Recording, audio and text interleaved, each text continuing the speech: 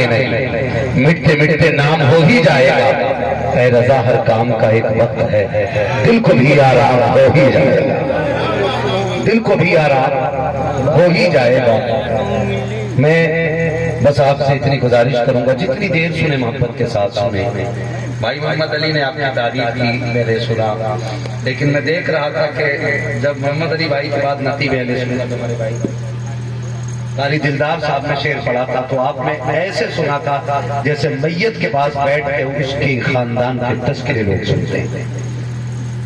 مجھے لگا کہ آپ منہ دیکھ کے داد دینے والے دوسروں کے ساتھ انصاف کیا کرو۔ میں اپنی بات نہیں کر رہا ہوں، کیونکہ میری گفتگو میں تو مجھے معلوم ہے اتنی خشکی ہے کہ نعرے تو بڑی بات ہے، سبحان اللہ منہ سے نکل جائے بڑی بات ہوتی ہے، تو کم سے کم ہمارے بھائی نے وہی شاعری پہلے کی تھی پھر بعد میں بھی کی، لیکن آپ نے انصاف نہیں کیا۔ تھوڑا سا خیال رکھا کرے ان لوگوں کا، حق ہے ان لوگوں کا، تو تھوڑا سا خیال رکھیں گے انشاءاللہ۔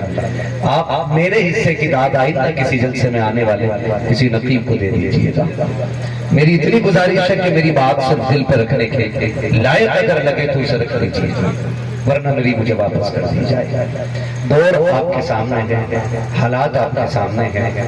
آج اصلاح معاشرہ کانفرنس اکثر ہوتی ہے، ہمیں لوگ بلاتے ہیں، لیکن بات سمجھ میں نہیں آتی ہے کہ اصلاح معاشرہ کانفرنس بہت ہو رہی ہے اور تقریریں بھی بہت کی جاتی ہیں، لیکن ہماری قوم بس چونکہ تو ہی نظر آتی ہے، نہ ساون سوکھے نہ بھادو ہرے، یہ ہماری قوم کا معاملہ ہے۔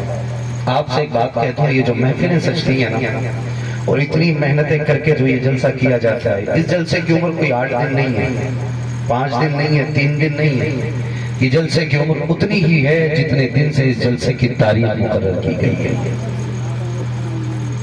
پیر تھک جاتے ہیں جلسہ کرانے والے، پیر تھک جاتے جلسہ کرانے والوں کے۔ بھائی نے ابھی کہا کہ بیٹی کی شادی کرنا آسان ہے لیکن جلسہ کرنا مشکل ہوتا ہے، تو اس کو صرف لذت کا اور منورنجن کا سبب نہ بنا۔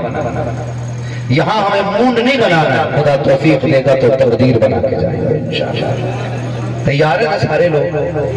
ذرا کہہ دیں یا رسول اللہ، یہ ہے دامن یہ ہے گریباں، آؤ کوئی کام کریں، موسم کا منہ تکتے رہنا کام نہیں دیوانوں کا۔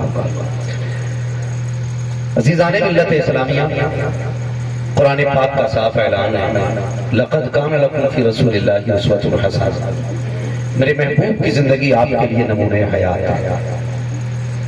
یعنی قرآن یہ ذہن دے رہا ہے ماں کی گود سے لے کر کے قبر تک ایک ایک لمحے کے گزارنے کا طریقہ